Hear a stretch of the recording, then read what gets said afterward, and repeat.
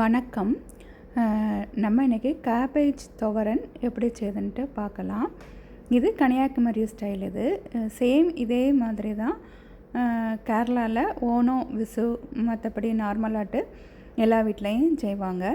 கன்னியாகுமரியில் கல்யாண வீட்டில் இலையில் இதுவும் ஒரு டிஷ்ஷாட்டு இருக்கும். ரொம்ப டேஸ்டாட்டு இருக்கும். இது எப்படி செய்யுதுன்ட்டு பார்க்கலாம். இதுக்கு நம்ம ஒரு கேபேஜ் எடுத்துக்கணும். கேபேஜ் எவ்வளோ சைஸோ அவ்வளோ எடுத்துக்கணும் நமக்கு தேவைக்கு.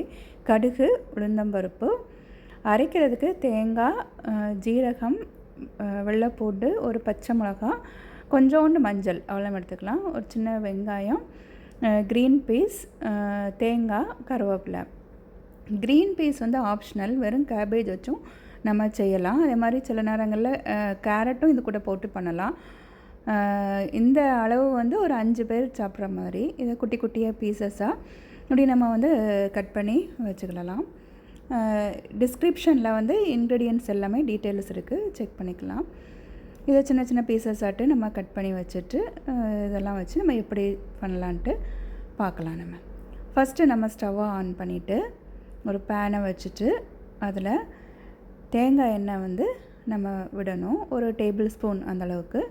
அது கொஞ்சம் காஞ்சோன்னே கடுகு போடணும். அது கொஞ்சம் பொடிஞ்சோடனே அதில் உளுந்தம்பருப்பு போடணும். குட்டி குட்டியாக கட் பண்ணி வச்சுருக்கிற வெங்காயம் போட்டு இதை கொஞ்சம் டிரான்ஸ்பரண்ட் ஆகிற வரையும் வதக்கணும். அது கரிஞ்சிடக்கூடாது. அப்புறம் இந்த குட்டி குட்டியாக கட் பண்ணி வச்சுருக்கிற கேபேஜும் அதில் போட்டுட்டு அதை லைட்டாக நம்ம மிக்ஸ் பண்ணிவிட்டு இதில் நம்ம கொஞ்சம் அந்த க்ரீன் பீஸையும் நம்ம போடலாம். க்ரீன் பீஸ் போட்டால் கொஞ்சம் கலர்ஃபுல்லாக இருக்கும். இது சில நேரங்களில் கன்னியாகுமரி கல்யாண வீட்டிலலாம் அந்த க்ரீன் பீஸ் போட்டும் பண்ணுவாங்க. கொஞ்சம் தேவைக்கு உப்பும் போட்டுட்டு தண்ணி லைட்டாக நம்ம இப்படி தெளித்து தான் விடணும். நிறைய விட்டுச்சுன்னா நமக்கு அளவு கூடி போயிடும். தெளித்து விட்டுட்டு இதை நல்லா நம்ம அப்படி கிளறி விட்டுட்டு இந்த மாதிரி வைக்கணும். வச்சா தான் எல்லா இடத்துலையும் சமமாக நமக்கு அது வெந்து வரும். நமக்கு இப்படி வச்சுட்டு அதை நம்ம மூடி வைக்கலாம். மூடி வைக்கும் போது நம்ம ஹை ஃப்ளேம் வேண்டாம், லோ ஃப்ளேம்லேயே வச்சு நம்ம குக் பண்ணலாம். ஏன்னா அப்படி தான் நல்லா குக்காகி வரும். இதை நம்ம இந்த பச்சை மிளகாய் இப்படி உடைச்சி போட்டுட்டு இதை குறைப்பாட்டு அரைச்சிட்டு வந்திருக்கணும். தண்ணி எதுவுமே விடக்கூடாது. ஜஸ்ட்டு ஒரு திருக்கு மட்டும் அரைச்சிட்டு வந்தால் போதும். இடையில இதை எடுத்து இப்படி கிளறி விட்டு திரும்பவும் நம்ம அதை மூடி வச்சு நம்ம இதை வேக வைக்கலாம். திரும்ப அதை எடுத்துட்டு நம்ம கொஞ்சம் தண்ணியெல்லாம் நம்ம கொஞ்சம் குறைஞ்சிருக்கணும். நம்ம அப்படி மிக்ஸ் பண்ணிவிட்டு இதில் நம்ம கருவேப்பிலையும் நம்ம போட்டுக்கலாம். போட்டுட்டு நம்ம அந்த லைட்டாக மிக்ஸ் பண்ணி விட்டுட்டு திரும்ப நம்ம அரைச்சி வெந்துட்டால் நம்ம லைட்டாக அப்படி எடுத்து நம்ம பார்க்கலாம்.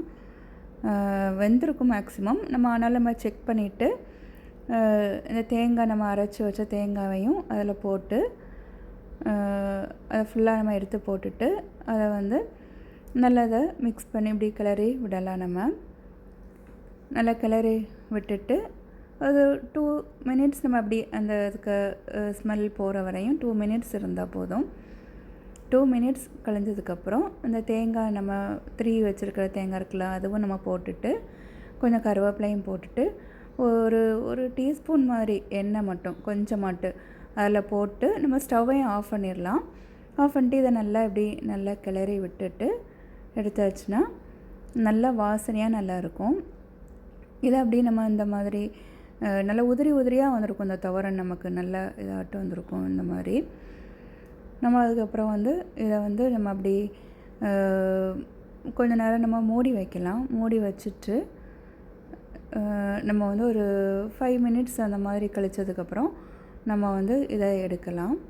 இந்த மாதிரி நம்ம வச்சுட்டு அப்போ அந்த தேங்காய் எண்ணெய்க்கு ஸ்மெல் எல்லாம் அதெல்லாம் நல்லா வரும். அதனால் வச்சுட்டு நம்ம இதை மூடி வச்சுட்டு ஒரு 5-10 மினிட்ஸ் கழிச்சதுக்கப்புறம் நமக்கு இதை எடுத்துக்கலாம். இதை நல்லா மிக்ஸ் பண்ணி நம்ம இதை எடுத்துடலாம். இது ரொம்ப டேஸ்ட்டாட்டு இருக்கும். இது பருப்பு குழம்பு, சாம்பார் எல்லாத்துக்குமே இது ரொம்ப டேஸ்ட்டாட்டு இருக்கும்.